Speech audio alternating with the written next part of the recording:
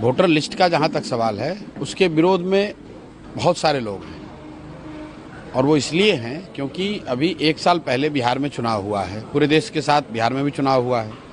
Election commission ने ही voter list बनाया, उसके आधार पर उसी वोटर लिस्ट में जिनका नाम था उन्होंने पार्लियामेंट का इलेक्शन किया है, प्राइम मिनिस्टर का चुनाव हुआ है।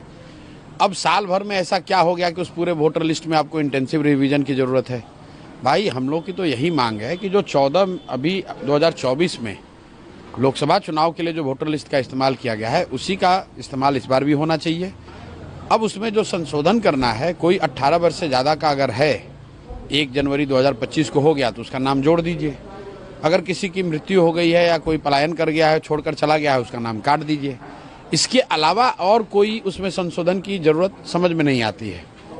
और अगर कोई ये कह रहा है कि भाई संशोधन इसलिए होना चाहिए कि कोई बाहर का आदमी आ गया है, घुसपैठिया आ गया है, तो मेरे भाई पिछले 1 साल से बिहार में तो एनडीए की ही सरकार है। तो क्या ये स्वीकार कर रहे हैं कि इनके सरकार के रहते हुए घुसपैठिए बाहर से आकर यहाँ बिहार में रह रहे हैं?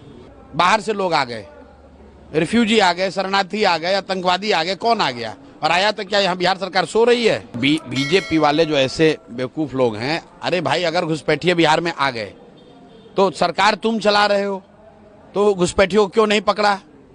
तो घुसपैठियों को क्या बीजेपी वाले बिहार में लेकर आए हैं? 50 लाख बिहार के बच्चे जो बाहर मजदूरी कर रहे हैं, क्या वो बिहार के लिए घुसपैठिए हैं? उनको मत का अधिकार होना चाहिए कि नहीं होना चाहिए? अगर कोई आदमी यहाँ से जाकर गुजरात में, महाराष्ट्र में नौकरी मजदूरी कर रहा है और चुनाव के समय में आकर यहाँ वोट करना चाहता है, तो उसको मत का अधिकार होना चाहिए कि नहीं होना चाहिए? तो क्या इलेक्शन कमीशन ये मान रहा है कि अभी जो 2024 में लोकसभा का चुनाव हुआ वो शुद्ध मतदाता सूची से चुनाव नहीं हुआ था? क्या इस देश का पार्लियामेंट और प्रधानमंत्री का चुनाव अशुद्ध मतदाता सूची के द्वारा किया गया है? पहले इलेक्शन कमीशन ये स्वीकार करे कि जो 24 का मतदाता सूची था वो शुद्ध नहीं था। आप कह रहे हैं कि हम इलेक्शन मतदाता सूची को शुद्ध कर रहे हैं, तो अभी साल भर पहले भी तो आप ही ने बनाया था, तो क्या वो शुद्ध था? उसी से पार्लियामेंट का इलेक्शन कराए थे।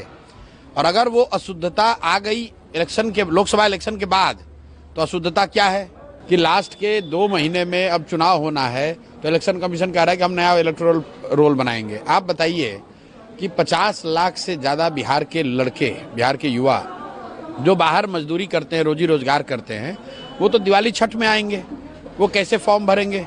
मुझे किसी ने कहा कि वो इलेक्शन कमीशन कह रहा है कि उसको इंटरनेट पे भर देंगे। अरे भाई, जो मजदूरी कर रहा है कोयम्बटूर में, जो मजदूरी कर रहा है सूरत की फैक्ट्रियों में, वो बेचारा कहाँ से समय निकालेगा, कैसे इंटरनेट पे इसको भरेगा? तो ये इसका बिल्कुल हम लोग विरोध करते हैं।